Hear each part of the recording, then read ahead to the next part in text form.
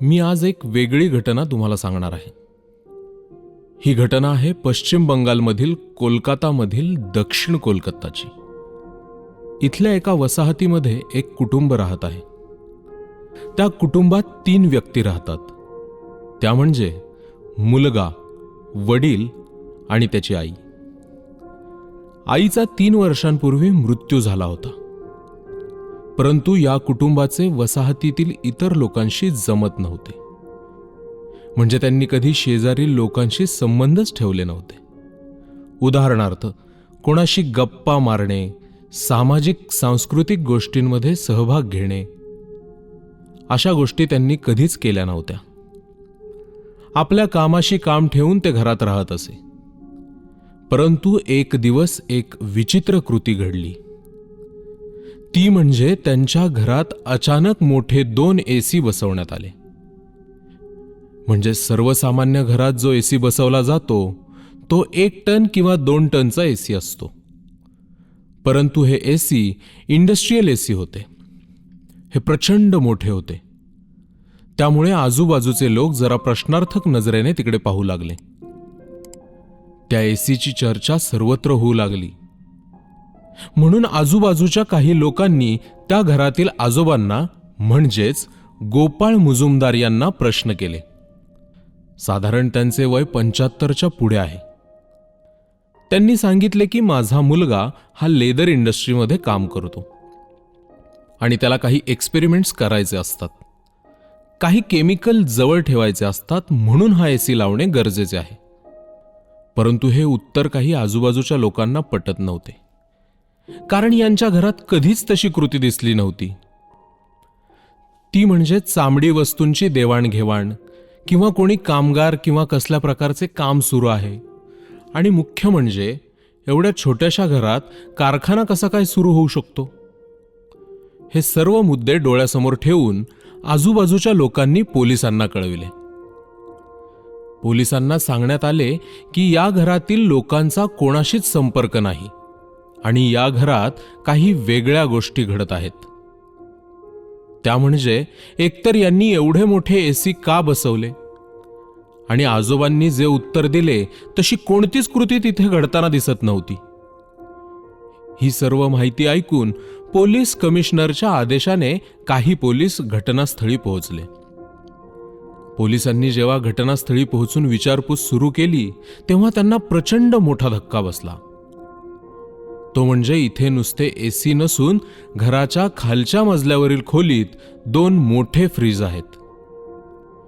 जे फ्रीज मोठ्या हॉटेल किंवा आईस्क्रीम पार्लरमध्ये असतात. पोलिसांनी त्याबद्दल विचारपूस केली तेव्हा वडील आणि मुलाला नीट उत्तर देता आले नाही. तेव्हा पोलिसांनी फ्रीज उघडला आणि अक्षरशः पोलिसांच्या पायाखालची जमीन सरकली. इतके भयान दृश्य त्यांनी पाहिले होते की समाजात इतकी घृण हरकत कोणी कसं काय करू शकतं. ही विकृती किंवा विक्षिप्त माणूस कसा असू शकतो, याबद्दल प्रश्न निर्माण होत होते. कारण जेव्हा फ्रीज उघडला तेव्हा त्यामध्ये एका स्त्रीची डेड बॉडी होती आणि ती पूर्ण फ्रीज झाली होती. ती सडली होती आणि त्या बॉडीचे काही पार्ट वेगळे केले होते. त्यातील वेगळे केलेले भाग दुसऱ्या फ्रीजमध्ये ठेवले होते. ही घटना समजताच ही बातमी वाऱ्यासारखी सर्वत्र पसरली. पोलीस सुद्धा हैराण झाले होते, कारण समोर कित्येक प्रश्न उभे राहिले होते. म्हणजे हा मृतदेह कोणाचा आहे, ही हत्या कोणी केली आहे आणि हा इतके दिवस हे का सांभाळत आहेत, असे अनेक प्रश्न निर्माण झाले. जेव्हा पोलिसांनी विचारपूस सुरू केली तेव्हा लक्षात आले की हा मृतदेह दुसरा तिसरा कोणाचा नसून वयस्कर व्यक्ती गोपाळ मुजुमदार यांची पत्नी बीना मुजुमदार यांचा आहे. आणि या मृतदेहाला या बाप लेकाने मिळून घरामध्ये शीतपेटीमध्ये मागील 3 वर्षांपासून ठेवले होते. आणि 3 वर्षांपूर्वी बीना मुजुमदारचा मृत्यू हृदयविकाराने झाल्याचे सांगितले. खरं तर झाले असे होते की 7 एप्रिल 2015ला बीना मुजुमदारची तब्येत अचानक खराब झाली होती आणि म्हणून त्यांना जवळच्या बालानंद ब्रह्मचारी या हॉस्पिटलमध्ये घेऊन जाण्यात आले. आणि तिथेच उपचारादरम्यान त्यांचा मृत्यू झाला. त्यानंतर बीना मुजुमदारला कोणीच पाहिले नाही, म्हणजे त्यांचे अंतिम दर्शनही कोणी नाही घेतले.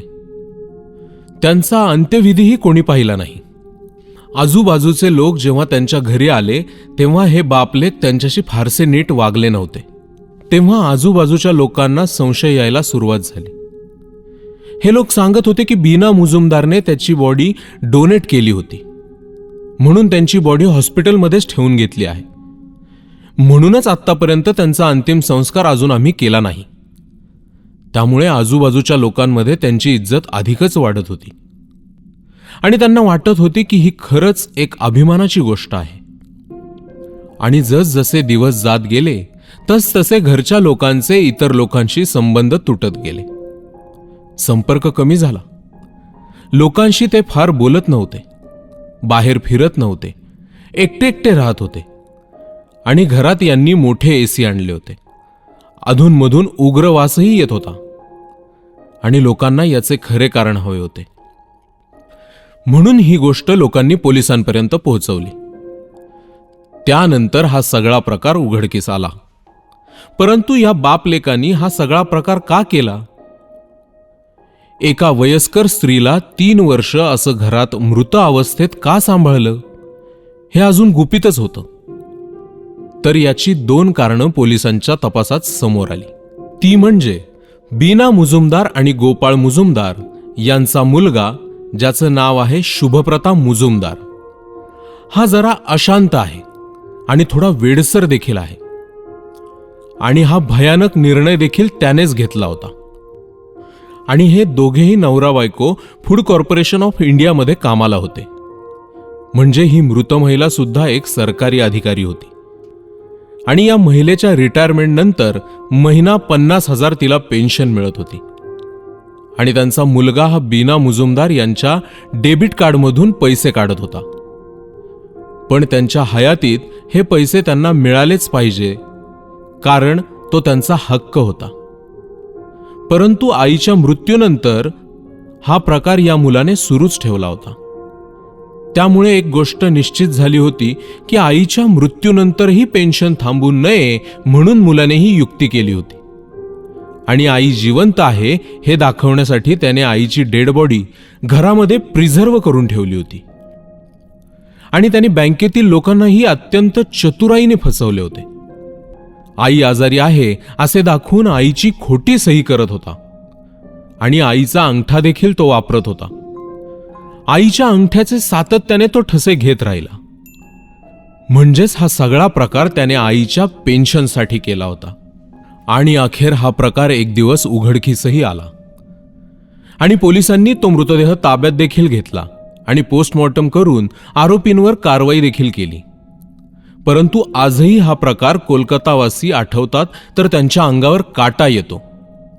कोणी कसं इतक्या निर्दयीपणे आपल्याच आईशी किंवा आपल्याच पत्नीशी वागू शकतो? ही मन सुन्न करणारी घटना कशी काय घडू शकते? हा विचारही नकोसा वाटतो.